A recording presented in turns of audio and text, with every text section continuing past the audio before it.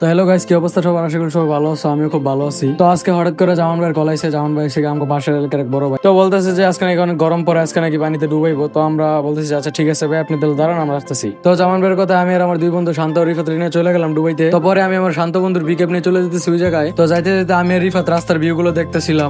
আর কই যেতেছে এটা আপনাকে একটু পরে কইতাছি। এই স্কুলটার নাম হইতেছে পোতাবাড়ি হাই স্কুল। তো বন্ধু রিফাতে কইতেছে এই স্কুলে নাকি অনেক সুন্দর সুন্দর মাইয়া পড়ে। তো দেখতে দেখতে চলে এলাম আমরা ওই জায়গায়। এই জায়গাটার নাম হইছে ফ্রেন্ডস এন্ড ফ্যামিলি পার্ক। এই জায়গাটা গাজীপুরের শ্রীপুরের প্রহ্লাদপুর ইউনিয়নে। জায়গাটা অনেক সুন্দর। এই জায়গায় বিকেলবেলা অনেক মানুষ আসে। এই জায়গায় বিকেলবেলা প্রতিদিন ফুটবল খেলাও হয়। আর ফুটবল খেলা মাঠটা আপনাকে একটু পরে দেখাইতেছি। তো এটাই সেই জায়গা যে জায়গার কথা জামান ভাই বলছিল। তো বন্ধু রিফাতে ভাবছে এই জায়গায় নাকি অনেক মাইয়া থাকবো। তো পরে ওরা আমি কইলাম যে তাহলে তুই বিকেলবেলা মাইয়া দেখে যাই। আর এই জায়গায় খালি পার্ক না, এই জায়গায় একটা রেস্টুরেন্ট আছে। তো আমি এগুলো দেখতে দেখতে রিফাত শান্ত পানিতে নামার প্রস্তুতি নিতেছে। কিন্তু যে আমাকে ফোন দিছে জামান ভাই হ্যাঁ কোনো খবর নাই, হ্যাঁ নাকি আইতে একটু দেরি হইব। এদিকে রিফাতে গেঞ্জি টেঞ্জি খুলে পানিতে নেমে গেল। এদিকে তাকতে হ্যাঁ আমিও পানিতে নেমে গেলাম। বলতে বলতে জামান ভাই আইসা বলল। অবশেষে আমরা চারজনই পানিতে নেমে গেলাম। আর এই জায়গার পানিটা ছিল খুব পরিষ্কার। যে গরম পড়ছে ভালোই লাগতেছিল। রিফাতে কইতেছে হ্যাঁ নাকি পানিতে জলপরি দেখছে। জলপরি নাকি তারা ডাহে কি নাকি তারা অফার করে। তো যাক তার কথা কান্না দেই, আমি একটা ডুব দিয়ে লই। ডুব দেওয়ার পরে নাকদার কান্দা ভালোই পানি ঢুকছিল, কিন্তু কি ওরা বুঝতাম দেয় নাই, কারণ বাণিজ্যতার একটা বিষয় আছে। তো নাক দিয়ে পানি যাওয়ার পরে আমি একটু উপরে উঠে গেছিলাম। তো পরে জামান ভাই কইতেছে এই জায়গা নাকি বোয়াল মাছ ছাড়ছে। তো এটা হইনা বন্ধু রিফাতে খুব ডরায় গেছে। তো জামান ভাই কইতেছে হ্যাঁ নাকি একটা ভিডিও শুট নিতাম। তো আমি লগে লগে তার আপডেটটা পূরণ করে নিলাম।